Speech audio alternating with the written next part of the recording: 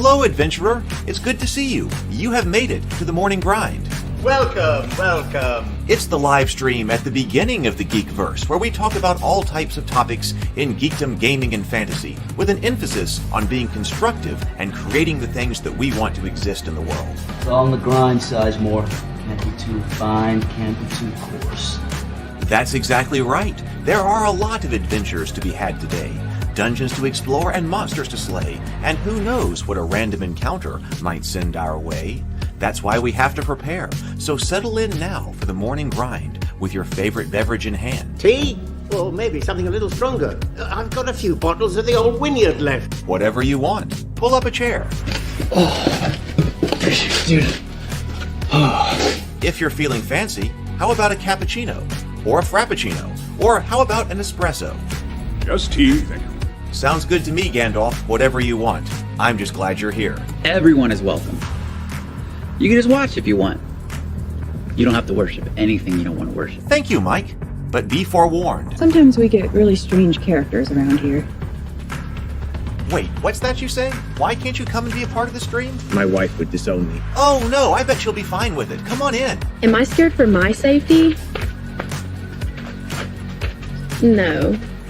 What are we supposed to do? Everybody do the secret handshake.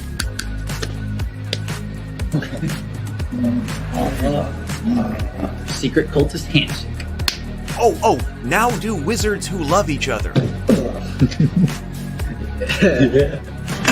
This, my friend, is a science. I still don't have kids, but it's fine.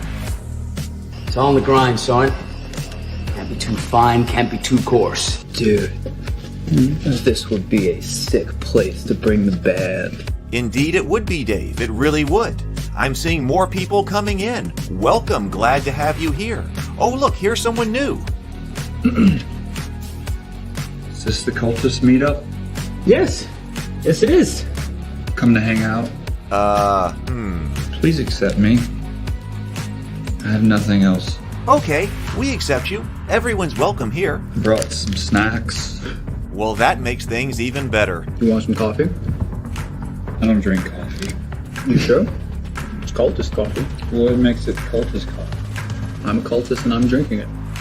Oh.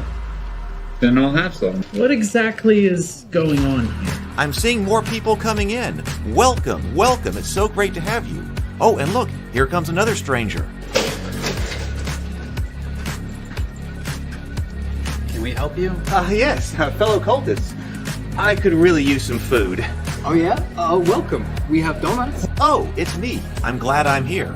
I'm sure you have a few questions for me, though. What's your name? Who do you work for? What god do you worship? Great questions, Rob. I'm Steve King, and I worship Nyarlathotep. No, not really. I'm just Heath, and I won't be worshiping anything this morning. But I will be your host. Welcome to the office. We're going to have a great time. I've got my coffee ready, because now it's time for the morning grind. If you could become a fish, that would be amazing.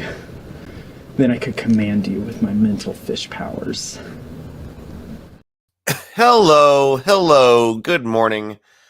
Welcome to my home. Welcome to the office. Welcome to the morning grind. I'll be your host, Heath. I am audio only this morning because I guess I am still sick. I thought I was feeling pretty good with the interview yesterday with Justin, but I guess that was because of medicine. So I took more Dayquil just a few minutes ago, but I was up this morning working. Was still trying to get the Trial of St. Gabriel stuff going. Then went back to sleep, and boy, it did not get up. I hope I'm not did not get up. And do not feel like actually putting myself together this morning. But I wanted to be here with you. It helps me. It helps many of you. So we're going audio only. And actually, Keith Crow had posted that Warhammer Old World, Games Workshop had posted a preview about the Warhammer Old World rules. So it sounds like a perfect day to just take a look at that and be kind of chill. So it might be kind of a short day. We're just going to be chill here.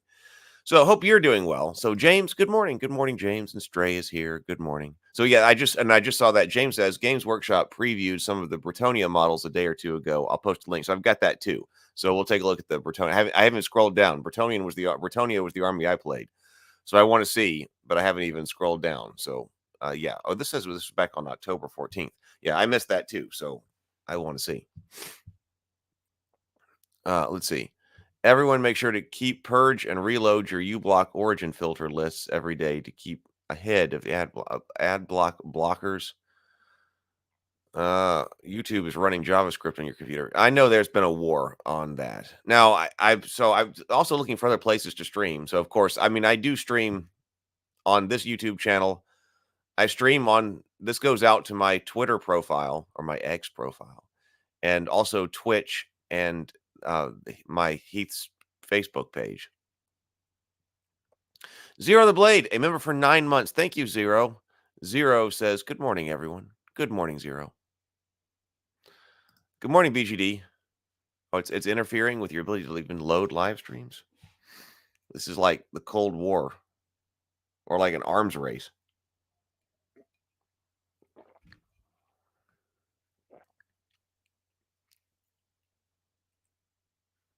Good morning, BGD. I hope you are doing well as well this morning. I'm trying. Good morning, Vision. Good to see you.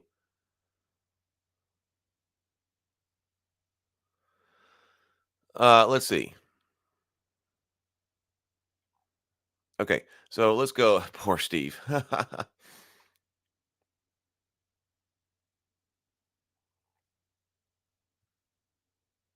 Okay, yes. So let's take a look at that. So Trial of St. Gabriel, I'm still behind on working with that. So Trial of St. Gabriel's right here. We crossed the 10 follower mark. We are now at 11 followers.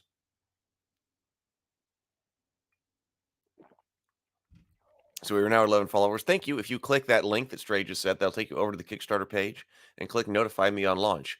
I was trying to work on that yesterday, and I've got to work on the Trial of St. Gabriel here. I'm working on getting the back cover together so I can upload that. And then I also want to work on, we need to do some clipping of Table Talk, especially from Arcane, and then last night's discussion as well. Speaking of last night's discussion, Table Talk over here, I turned the conversation on this channel private over here, but if you go over to Table Talk right there, lives, well, like so live over here, that conversation yesterday with Justin Alexander was fantastic. That was a fantastic conversation. So over there, that needs to be clipped. These two need to be clipped. I'm trying to work my way through Gabriel, then this. We did, by the way, on the cultists launch. I got the three, the first, first three. It's like, wait, there's four. So there's the trailer, and then first three episodes back up. So those are the revised. I know. I had to republish them. But Brianna and I said, Brianna, listen to these, and do we need to do another audio edit? Audio on the first season was low. And so if there was ever going to be a chance to change them, or was going to sit there and bother me for the rest of eternity. So I took them down, did an audio re-edit, and then uploaded them again. So they are here now, and they are in their final form. And I was working on getting the directors and producers commentary edited, final edits, final pass over them to make sure they are completely right, making a pass over them. So there will be director and producers commentary starting maybe this afternoon, but maybe next week. So I am excited about how that's going. We got I believe 1,030 subscribers or something now. So that's great. So we're only going to grow because the cultist channel is going to be attacked. I mean, I am attacking it. Okay, so let's go over here. Let's do our morning reading. Stop that. Share screen. The War of Art right here. Let me bring this up. All right, so let's take our favorite beverage this morning. Make sure we got this in the right order this morning. Favorite beverage. Do our two deep inhales, complete exhales, and then take a sip of your favorite beverage. So here we go.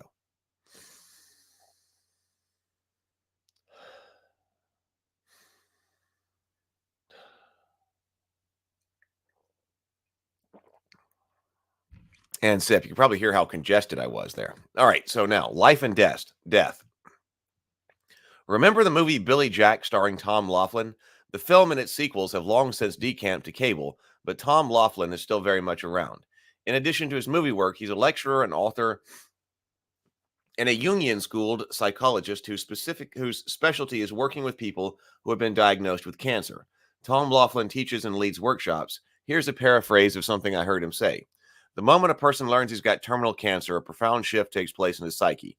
At one stroke in the doctor's office, he becomes aware of what really matters to him. Things that 60 seconds earlier had seemed important, all important, suddenly appear meaningless, while people and concerns he had until then dismissed at once take on supreme importance. Maybe he realized working this weekend on that big deal at the office isn't all that vital. Maybe it's more important to fly cross country for his grandson's graduation. Maybe it isn't so crucial that he have the last word in the fight with his wife. Maybe instead he should tell her how much she means to him and how deeply he has always loved her. Other thoughts occur to the patient diagnosed terminal. What about the gift he had for music? What became of the passion he once felt to work with the sick and the homeless? Why do these unlived lives return now with such power and poignancy? Faced with our immediate extinction, Tom Laughlin believes all assumptions are called into question. What does our life mean? How have we lived it? Have we lived it right? Are there vital acts which we've left unperformed, crucial words unspoken? Is it too late? Tom Laughlin drew a diagram of the psyche, a Jungian-derived model that looks something like this. So we can see that on the screen here. The divine ground, the ego, and the self. The ego, Jung tells us, is that part of the psyche we think of as I, our conscious intelligence, our everyday brain that thinks, plans, and runs the show of our everyday life. The self, as Jung defined it, is a greater entity, which includes the ego, but also incorporates the personal and collective unconscious. Dreams and intuitions come from the self. The archetypes of the unconscious dwell here. It is, Jung believed, a sphere of the soul. What happens in the instant we learn we may very soon die, Tom Laughlin contends. It's the seat of our consciousness. Is that the seat of our consciousness shifts. It moves from the ego to the self. The world is entirely new viewed from the self. And once we discern what's really important, superficial concerns fall away, replaced by a deeper, more profound, grounded perspective. This is how Laughlin's foundation battles cancer. He counsels his clients not just to make that shift mentally, but also to live it out in their lives. He supports the housewife in resuming her career in social work, urges the businessman to return to the violin, assists the Vietnam vet to write his novel. Miraculously, the cancer goes into remission. People recover. Is it possible, Tom Laughlin asks, that the disease itself evolved as a consequence of actions taken or not taken in our lives? Could our unlived lives have exacted their vengeance upon us in the form of cancer? And if they did, can we cure ourselves now by living out these lives? Very profound.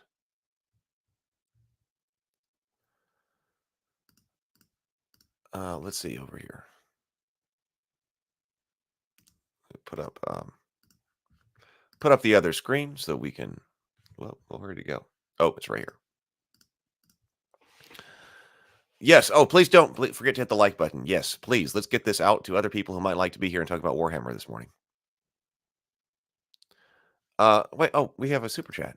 Vision says, this is how we can support the creators we like. For some of us, we don't need intrusive video interrupting ads. It's because the ads became so incredibly aggressive that we use ad. Thank you very much for the $10. I really appreciate it. Thank you. I really appreciate that what we're doing here is meaningful like this to everybody. Now, but I will say, be aware that, like, of course, I've got, like, on this channel is monetized. And sometimes, like, well, we know that if the channel is not monetized, YouTube may be putting all kinds of ads on it. But, once you can put an ad on a video, there is a button that allows you to say, let YouTube decide, where best to put the ads. And that sounds like a great idea because everybody's busy and it takes a long time to do specific ad placement, especially if you've got a lot of videos and they're long, like they're going to be a live stream every day, like the morning grind is. So it seems like it seems like it would be a real time saver to just, let YouTube optimally place the ads for both the user because it says for both the user experience and for revenue. Oh, if I could, just always hit that button and or even have a default setting that just does that, that sounds great. It should probably be a default setting if it worked. But the issue is that it doesn't work. I clicked that button once and it stuck an ad every 90 seconds. Like no joke. I would, oh, okay, oh yeah, sure. Instead of me sitting here trying to figure out what to put in, like 3 ads over, an hour and a half, it put in like an ad every 90 seconds. It was a joke. And I was like, oh, well, you can't ever use that button because it just makes your video completely unwatchable. So I've seen other creators, not recently, but in the past, who I know have done the exact same thing. They're like, all of a sudden, people are like, my God, there's an ad in here every 90 seconds, or just this is unwatchable. And it was probably because the person didn't know and just clicked the, let YouTube decide where to put the ads. And it was just, it just, I mean, to say there's too many is laughable because it's just completely saturated. No, that's fine. Thank you so much, Vision. Okay, let's see. I had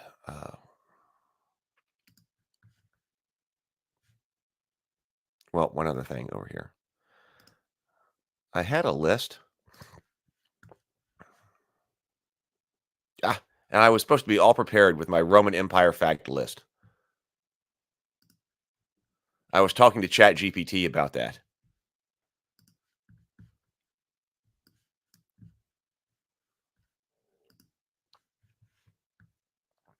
Well, all we need to do is think about the Roman Empire. And we do know that there is the Warhammer historical, right? And the Warhammer, especially War Master historical rules. I think there's Warhammer historical as well.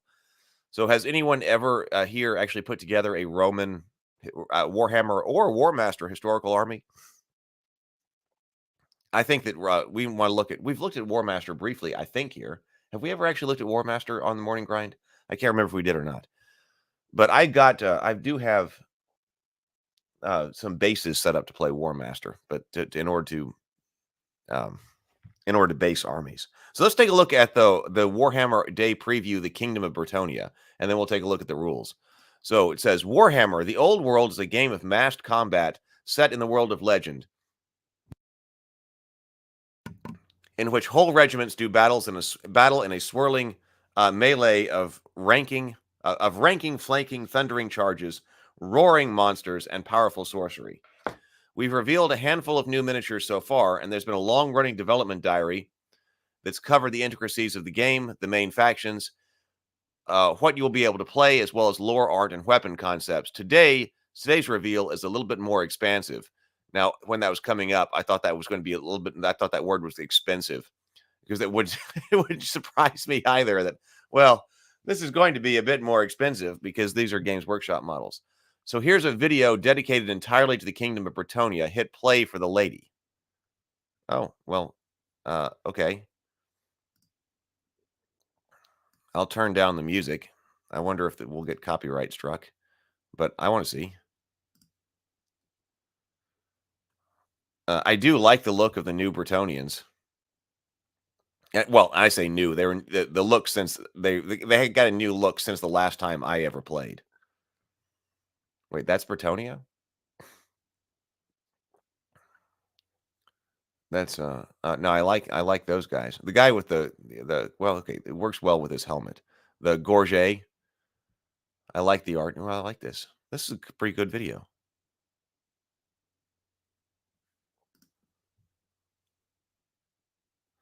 Yeah, I mean, there are other armies to do, but if I were to do a Warhammer army, I would be tempted to go and do some Bretonia again. I lost a lot of my Bretonia army because they melted.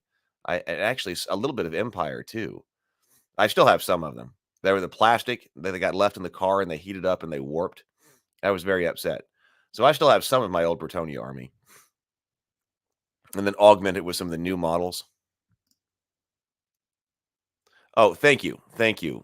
Sable says, even at peak expansion, the Roman Empire only controlled about 12% of the world's population at the time. Oh, that's interesting. So for all the talk about the, and that's the world's population at the time. So when you think about also like China and the parts of the Persian Empire, and also all of Africa, like, we're talking about the world, it'd be all of the North and South America as well. James says, I played Hail Caesar and I own some War Master, but never played it. Vision says negative. Currently, I'm at work creating terrain for tabletop games. Got some nice pieces going. Nice. Their sculptors have really stepped it up, James says. Those are some great paint jobs if it's not CGI. Well, hopefully it's not CGI because they're so big on the hobby side of that. I guess eventually you'd never know.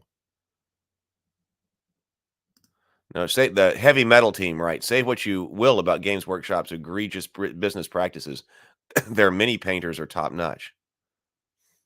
Yeah, known world population at the time. That would also be interesting to know because there are obviously people outside the empire. But what percentage of people did they think they ruled over?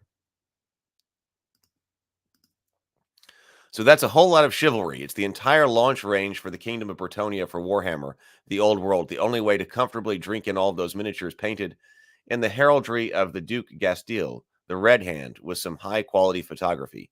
Speaking of which, first up are new plastic kits you've never seen before in all their glory. Lord on Pegasus. Yeah, this guy looks pretty cool.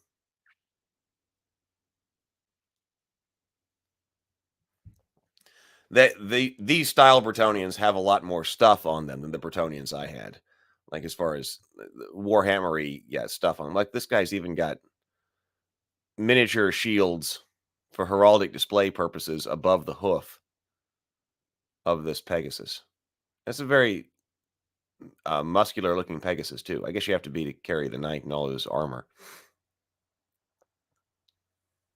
An army without a mighty general to lead them, and where better for such a superlicious strategist to survey the battlefield than from atop a soaring Pegasus? A Pegasus. That is a Pegasus who is a strategist.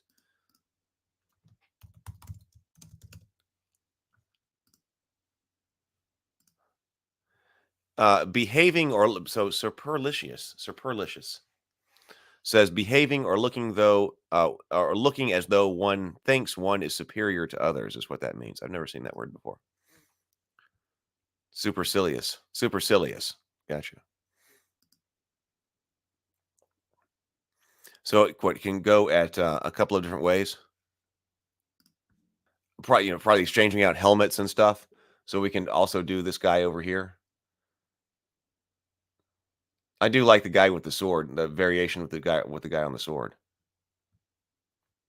You can build your choice of either lofty duke or slightly less high-ranking baron. Okay, so we've got two different choices here. Standard bearer on Pegasus. Lots of mounted flying stuff for Bretonia here. Bretonia armies frequently march to war under the banner of their realm, a massive flag that embodies the glory of their lord. We've revealed one on foot, one on horse, and completing the trio is a battle standard bearer on Pegasus. Sable says, I'd love to make a Pegasus with actual realistic wings to scale and take over the entire table. A horse would need wings about the length of a jumbo jet to be able to fly. Daniel says, Heath has an unfortunate ability to attract complicated words. I think it's the kind of stuff that we read. And then all of a sudden, once you have to read them out loud, you realize, oh, I've never actually seen that word before.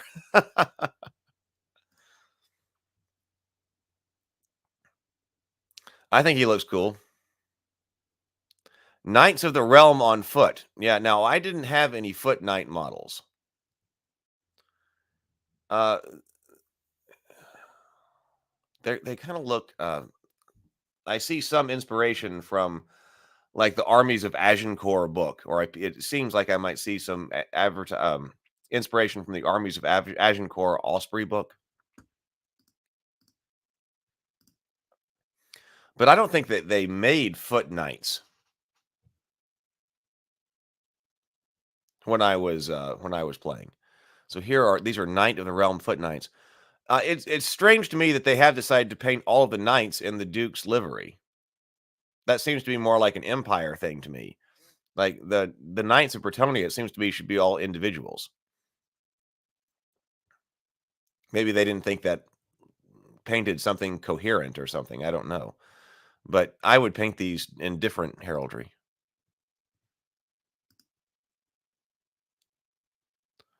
So, oh, foot knights. Okay, so they got with great axes.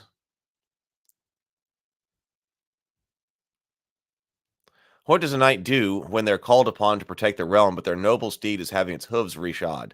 Slog into battle on foot, naturally, beautifully represented by this diverse kit of heavily armored warriors that can be equipped with either two-handed great weapons or swords and shields.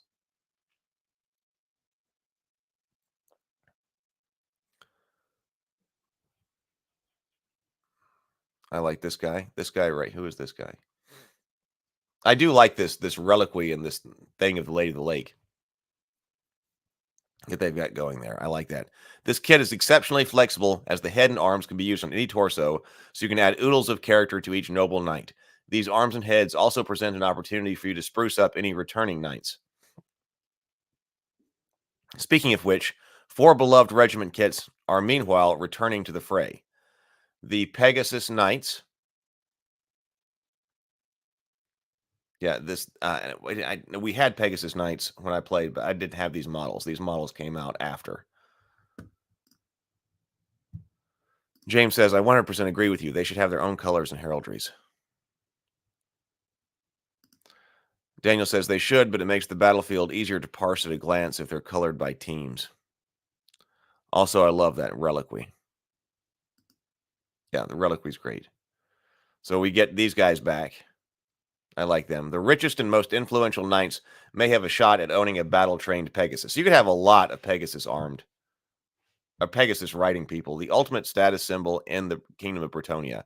These airborne cavaliers are swift and deadly combatants that are perfect for tackling exposed flanks.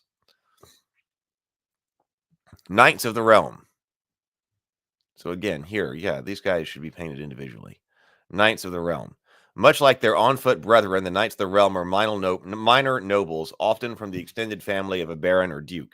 They enthusiastically charge into battle bearing their lord's heraldry, which means lance. See, they charge into battle bearing their lord's heraldry?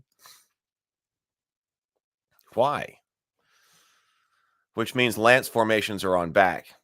Which means lance formations are back and they're good. This kit can also build the impetus Knights Errant. So, okay, so we got Knights Errant and Knights of the Realm here.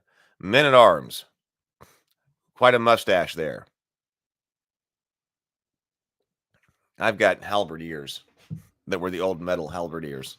Serving the Lord of the Realm in battle is a great honor, and men of the realms of militia, trained by the noble households, are ready to give their lives in support of the knights, often accompanied by pious monks who dedicate themselves to the Lady of the Lake.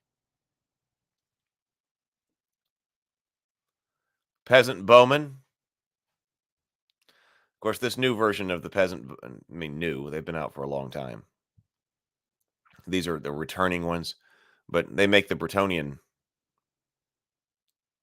archers look pretty grungy here. Vision says, I just don't get how hardcore the painters can get with these miniatures. I mean, they all look crazy detail and blending. But then again, if my job was to paint every day, I imagine I'd be that good too. Right. Yeah. So, I mean, that would be some people's dream job, right? That all you have to do is sit there and paint all day. A relatively small number of each different miniature because it's got to look just perfect. Twincast says Baron looks 100% like King Lewin Orcslayer, crown and sword like Lewin Lewincar. And most importantly, paint job in the Orcslayer's heraldry clearly was intended to be king, presumably plan changed. Oh yeah, because it didn't say the paint job in the Orcslayer's heraldry. Huh? Yeah, because I remember I didn't have King Lewin Lewincar. But we had, I remember he was on the hippogriff. So maybe it did change. The noble families aren't strong enough to maintain a standing army, so the peasants of the realm are pressed into service.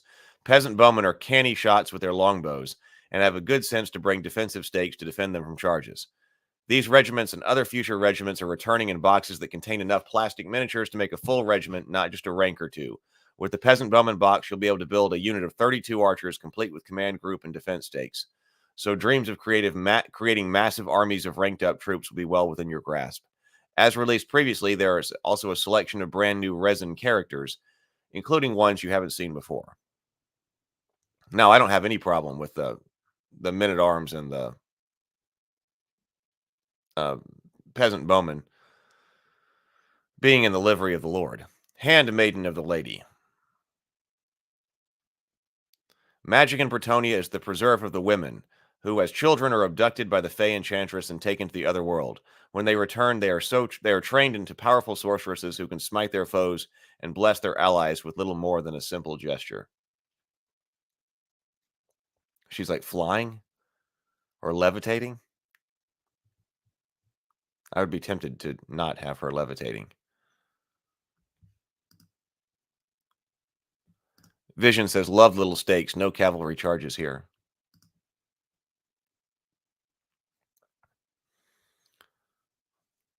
This must be... Okay, well, I like her on her horse. I like that. This must be our standard bearer on foot. I like the standard bearer on foot. He's got a good look. This is like our general on foot. Oh, look, and he's got actually killing an orc. That's what Twincast was just saying here. So we actually have in the Orc Slayer's heraldry, and he's got his sword through an orc head. And then also, I guess, here on standard bearer on horse. I was wondering if we were going to get to see those because it mentioned they exist. Previously revealed this year are the battle standard bearer on foot. Oh, that's questing knight paladin with great weapon. Is what they say it is now. Questing knight paladin with great weapon and the positively radiant Lady Esses Duchard. They're all available at launch or shortly after in resin. Raise the colors high. Trebuchet. When I played Bretonia, they had no siege weapons at all. But now we have field trebuchet, which I think is fun. Last but not least, add siege engines to your Kingdom of Bretonia army with this returning kit, which does one thing very well, slinging massive chunks of stone into enemy regiments with devastating effect. It's been remastered as a Forge World resin kit. A lot of work went into ensuring its beautifully crisp casting.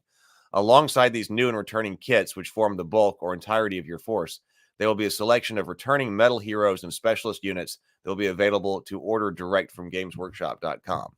Now, the phrase at launch will be used a lot, and we're delighted to be able to confirm that Warhammer The Old World will be released in early 2024.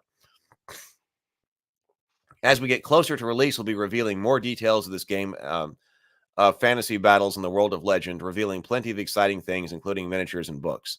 The official Warhammer The Old World website will also be going live on Monday, so keep an eye out there. Okay, so that's probably up. All right, so let's go over here and take a look at the latest rules release. This was on the 6th. The World Almanac, the movement phase, introduces marching columns. We've got our brave Bretonians here. Twincast says, and they've explained half a year ago they've made Bretonian colors uniform to make them more newbie-friendly. There's a variant rule for classic Brets and border princes or on errantry wars.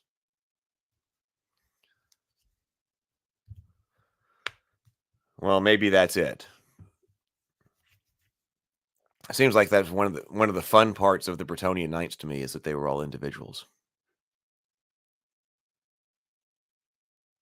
No, I know you were. I was talking about the alternative build for the Duke on Royal Pegasus. I was just noting that all of a sudden we have an actual guy killing an orc, and I'm wondering if that had actually come from earlier ideas. Maybe. All right. No, get outside. I have to get out and about today. Go ahead. Things to do. We're not going to be going for too much longer here. Let's see. I think these were a short article anyway. Last time. Maybe this one is too. It's now time to investigate one of the major mechanics that differentiates this game from any other Warhammer game. Its movement system.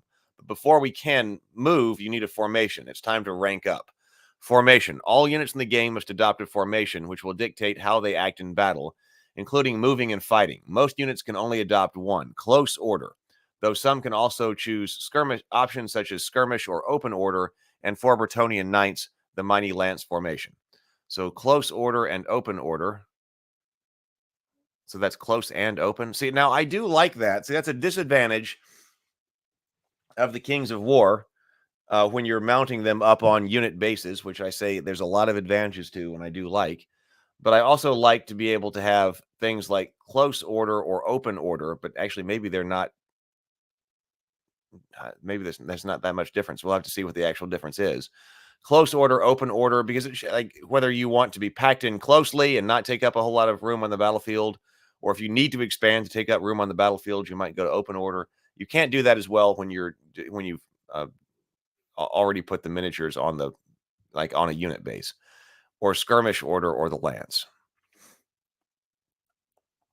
But they're saying close and open order are the same. Maybe, I guess. Bretonnians have always had an orc infestation, hence why Lewin became the orc slayer in 2202. So we're returning to the classic lance shape. Close order units are arrayed in base-to-base contact, facing the same direction in order to fight in ranks. Where possible, there must be the same number of models in each rank, with more models in the rank than the file. With more models in the rank than the file, which sometimes meaning leaving extra space in the back rank if necessary. They move and fight as a single entity, walking, wheeling, charging, and exposing their flanks and rears.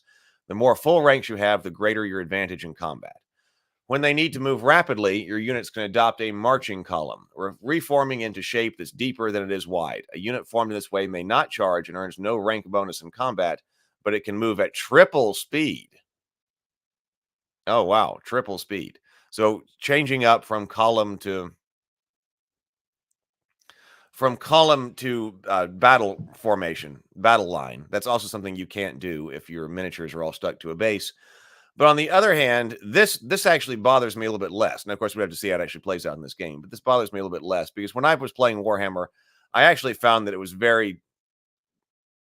was almost never done. You never actually changed formation from column into battle line at the table. Very, very, very few people did that. I don't know what your experience is. So the idea of column versus battle line formation, I would be willing to give that up.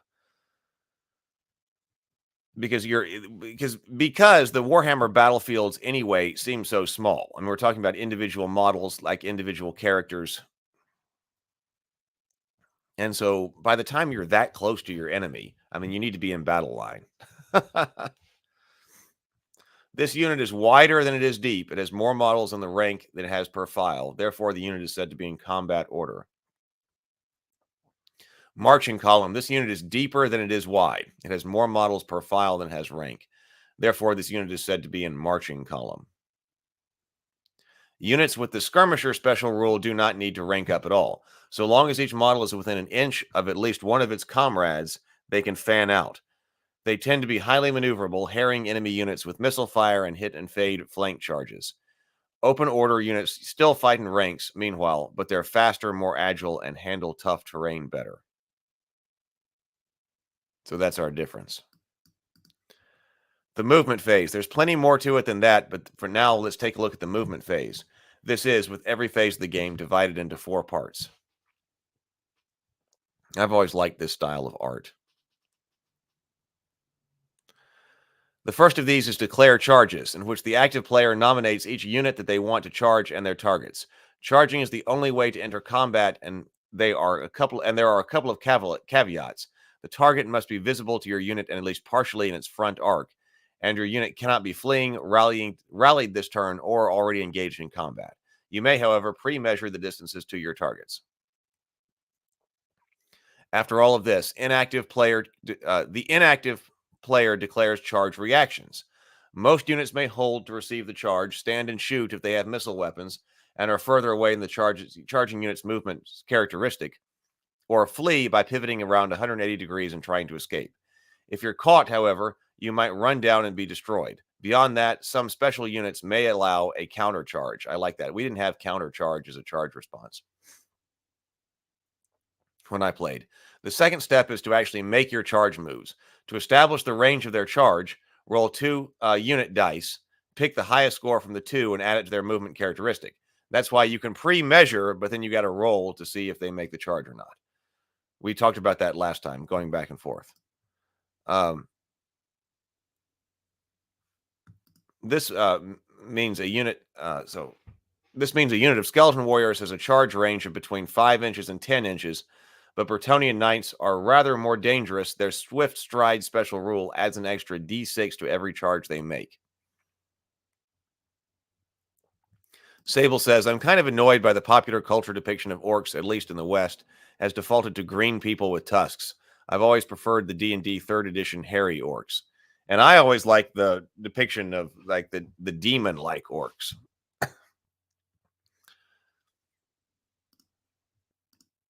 If you're in range, accounting for wheeling, move the charging unit into base contact with its target, bringing the maximum number of models from both sides into contact. If you whiff the roll, however, the charge has failed.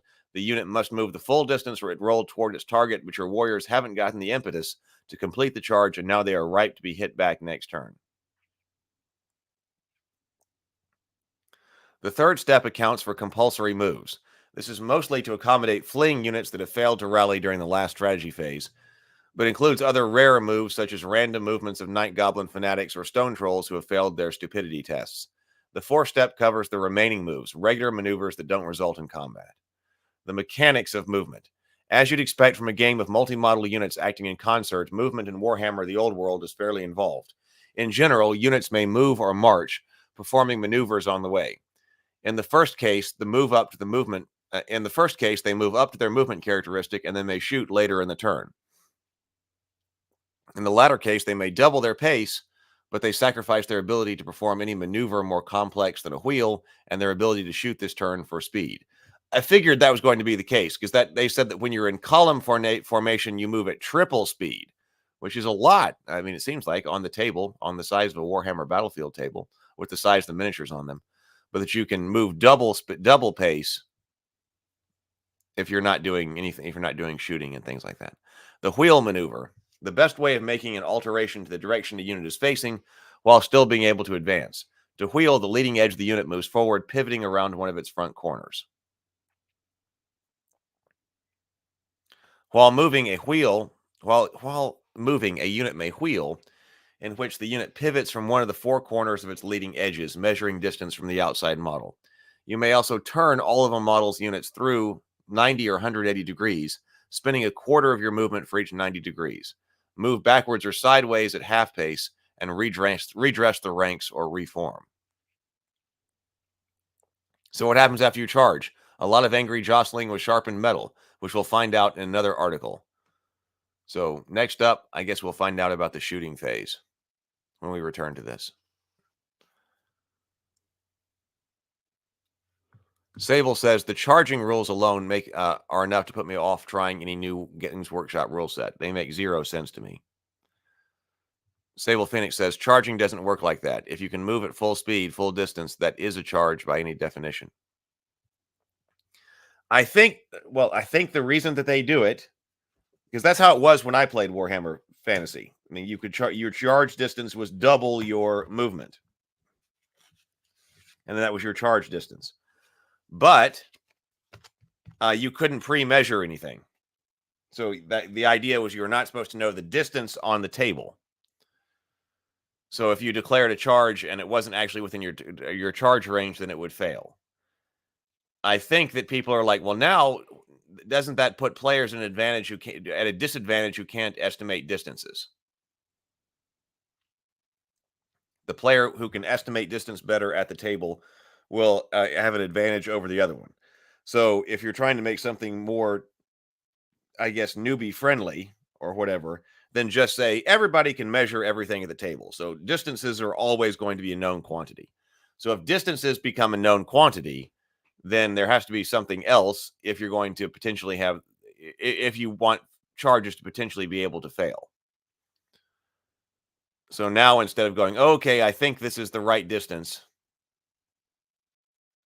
because I can see that it seems like it would be a problem if everybody knew distances and charge distances were a known quantity. That would seem like it would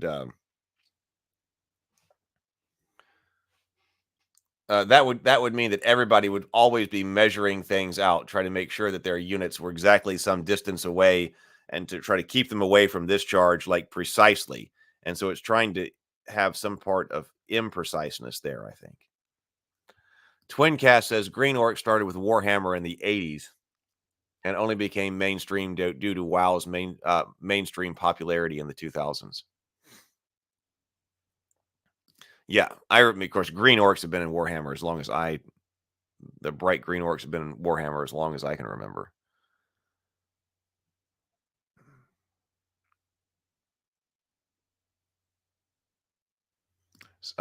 James says, hey, good morning, Robert. Good morning. James says, I like the unique, I was about to say, I don't know this word, mycel origins of the Warhammer orcs, but do think they should really be the only green ones. Why even have charges have the potential to fail? Shouldn't that be an opposed roll on the part of the defender? It makes zero sense to me. Oh, that's what I thought you were talking about. The fungus origins. Well, maybe they. Maybe they shouldn't. But if you're in an environment where you don't know distances and your charge range is 10 inches, and it turns out that your opponent is 12 inches away, and you declare a charge, what should be the result?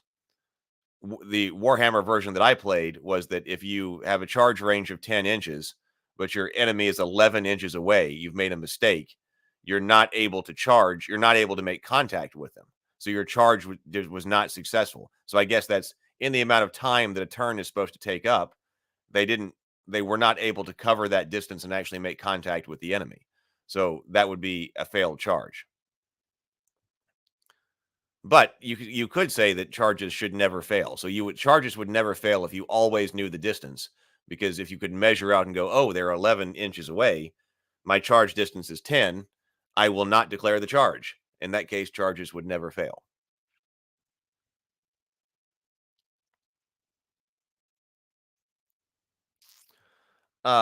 Okay. Well, I'm going to go take some more medication. This has been fun. It's a sort of blast from the past here. All right. Twincast says, I agree on not liking green orcs outside Warhammer, where the green skin color is actually sort of sensibly explained. First by having symbiotic greenery, then by being walking mushrooms.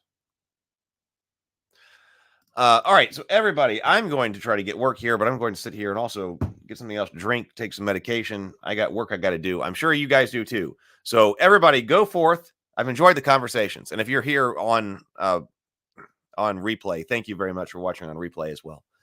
I will talk to everybody later. Everybody, go forth, be constructive, be creative, and grind on. Later.